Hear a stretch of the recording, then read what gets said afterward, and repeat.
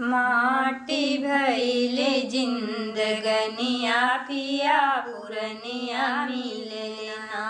माटी भइले जिंदगनिया पिया पुरनिया मिलना। 12 बरस के मोर उमरिया बुढ़ऊ संगे पड़ी लगनिया। 12 बरस के मोर उमरिया बुढ़ऊ संगे पड़ी लगनिया। जब ब्याहे के भावर घूमे हमके गोदिया में लेके जैसे मालूम देता नतिनिया पिया पुरनिया मिलना।